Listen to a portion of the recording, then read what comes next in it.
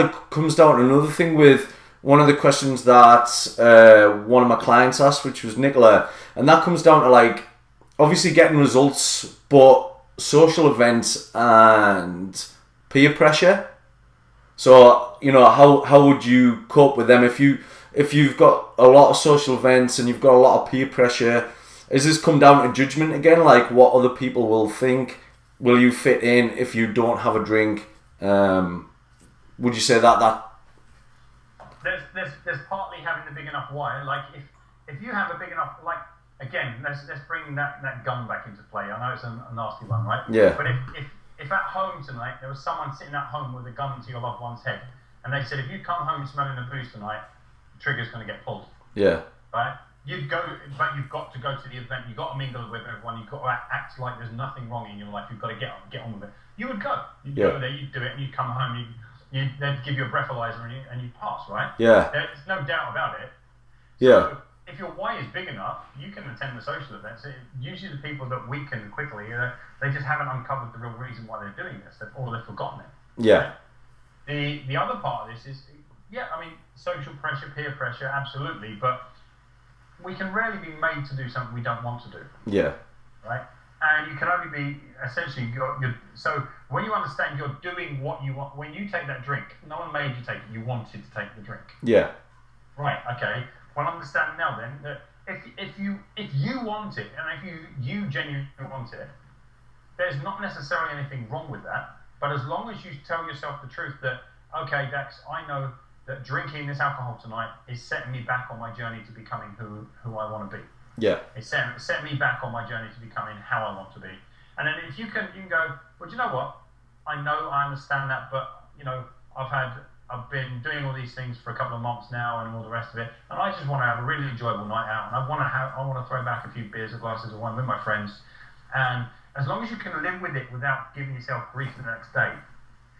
This is my big thing around this, is that people do the things that make them feel bad the next day. Yeah. They give themselves crap about it the next day.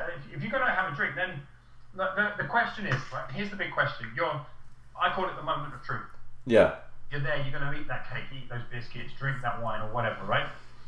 You're at the moment of truth. Ask yourself the question, will I feel good about this tomorrow? Yeah. Right? If you can stand there, hand on heart, go, well, yeah, I will actually. I've really been looking forward to having this drink. Then have the drink and drink it with joy in your, on a smile on your face, but without the guilt. Yeah. But if you know that you're gonna wake up tomorrow and you're gonna feel guilty and you're gonna feel terrible about yourself and oh God, I've screwed up my diet, I've let myself down, then don't drink it. Yeah. Because you do see that in some people where they'll have the drink, they'll have the biscuits, they'll have the cake, but they won't feel guilty, they won't beat themselves up about it.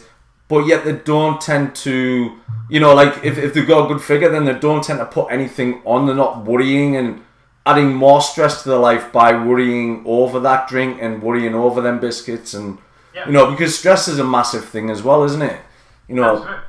You're more likely to, and there have been studies done on this, like related to your mood at the time of eating. Your mood at the time of eating has almost a bigger impact on whether food is likely to make you fat. That, like, if you're eating guilt foods and feeling guilty about them, you're more likely to get fat than if you eat the same foods and say, hey, I'm really enjoying this and I'm going to give myself this little treat or whatever you call it. Yeah. Oh, wow, it's great, right? Yeah. But when you build all the guilt hormones in there, on the side of it, all those foods that you just go straight into fat storage. Yeah. It's a good reason in itself. And that's what I'm saying is, get yourself to the position where if you're going to eat stuff that aren't really the best choices for you from a body perspective, while still allow them to be the best choices for you from a mind perspective. Do you know what? I really, really want this. Like, I enjoy wine, I enjoy chocolate, and all that. Yeah. But there are times when I go, okay, I enjoy it, but that's not the best choice for me where I am right now because I enjoy the wine, but actually as I'm looking in the mirror at the moment, I'm feeling a bit podgy and a bit thick and a bit bloated, and I'm not really enjoying that.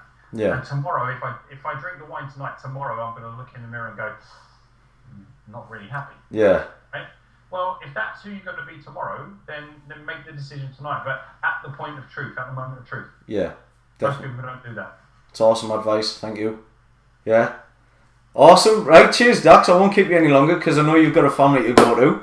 But I really appreciate this. It's been an absolute pleasure. Just I've been really psyched about interviewing you all day.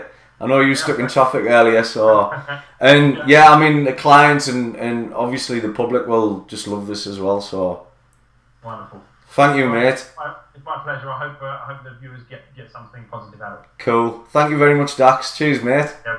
Thank you. Goodbye. I'll just turn this off. Yeah.